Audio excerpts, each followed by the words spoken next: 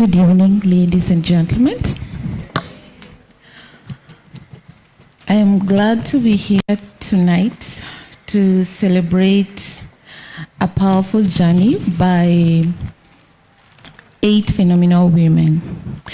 And MC, I beg to just 2 minutes. My guest arrived a bit after the introduction. They can actually wave. I'm so glad to see my former director HR that has graced the occasion, Jackie Ogonji. Thank you so much for coming. I'm so glad to see you here. I think my friend Millicent, if you're there, just wave. And I'm so glad to see you. So I'm going to be giving us a little bit reflection about the book Bounce Back.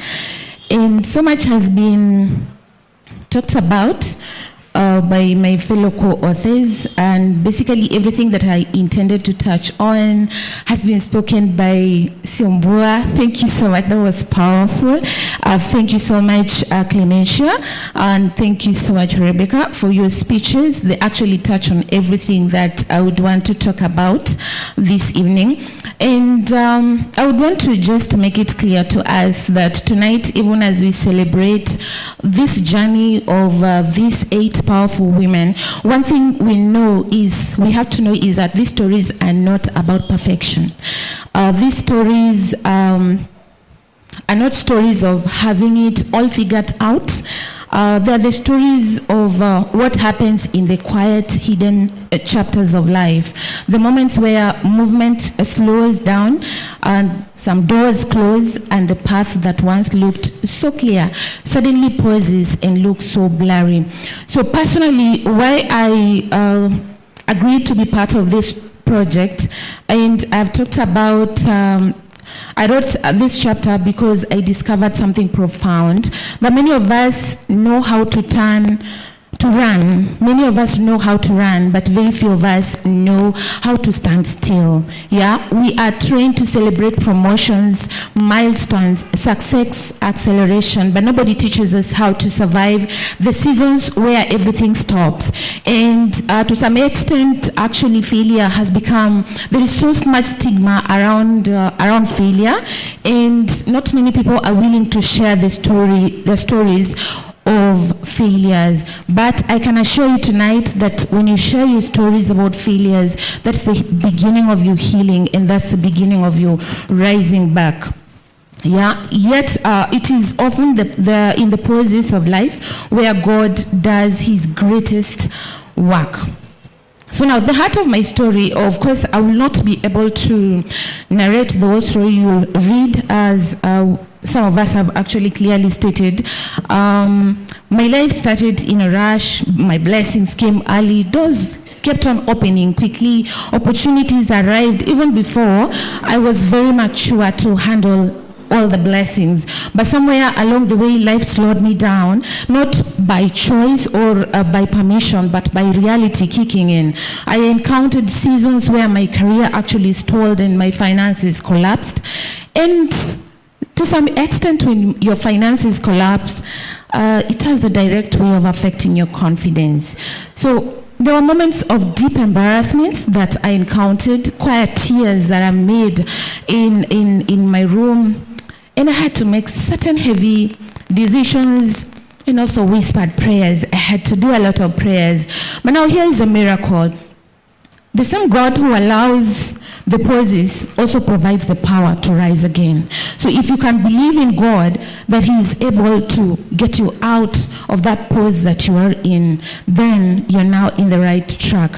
So what I learned about the pauses is that in my pause, God taught me lessons I could never have learned in motions. There's some lessons you don't learn when everything is going on well. Lesson number 1 that I learned in the pause is that a pause is not a punishment. Anytime you're experiencing a challenge in your life, it's not a punishment, rather it is preparation. Sometimes God slows us down to protect us, and sometimes to just realign us and also to rebuild us, but never to destroy us. So in case you're going through something, just know it is not to destroy you.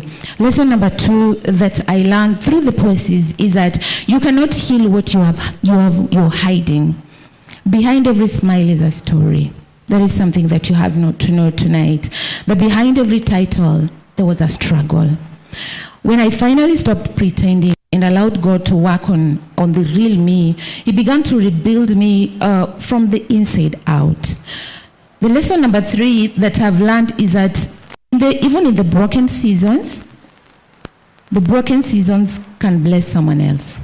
So just know that your broken season is a manual for somebody to rise, for somebody not to make the same mistakes you have made, so that they can rise from it. My healing gave birth to mentorship, so I began to mentor women who are struggling with finances. You might find yourself earning so much, but having so less to show for it. So my lessons became someone else's freedom, and I'm glad that it was. My pain has helped another woman find her voice, and that is the essence of being in the deep end. Many times, God allows us to walk through darkness so that you can carry light to others. A moment that changed everything was, there was a night I prayed a prayer of surrender when everything seemed to go south. It was not a long prayer, not a perfect one that somebody could boast about, but just a honest prayer. And moments later, God provided.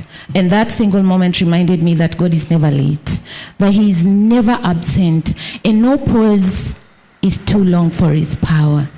The moment revived my hope. It reminded me that even when life pauses, heaven has never paused.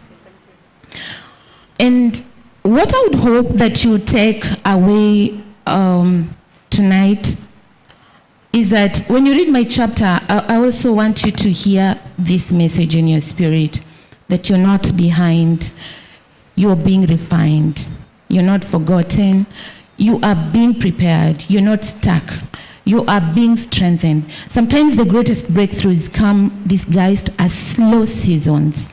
So those slow seasons are very important to us. Sometimes the greatest blessings arrive in the quiet places, and sometimes the most powerful bounce back begins when everything around you seems so still and nothing is moving forward.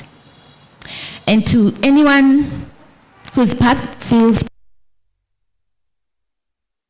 or if you walked into this room today unsure of the next step to take, if you feel delayed, you feel overlooked wherever you are, or you feel discouraged, if your finances, your career, or family, or faith feels like it's on hold, let me speak this over you.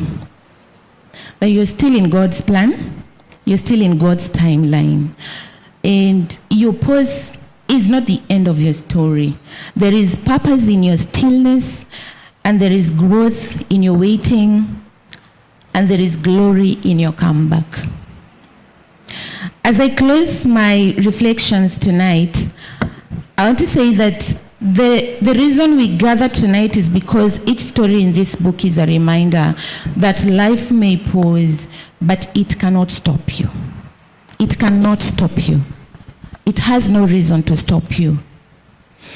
God can turn a bad situation into restoration. He can turn embarrassment into elevation. And He can turn your tears into testimony. And when you bounce back, you rise with wisdom, with a lot of clarity, because you actually understand where you're coming from, with a lot of strength, and with a new definition of success. Sometimes, in the motions, we fail to understand the real definition of success. Sometimes, in the motions, we get to feel that real success is in the abundance, is in the money, is in the flowers, is in the everything that is flowery. But when you rise again, you get to understand a new definition of success.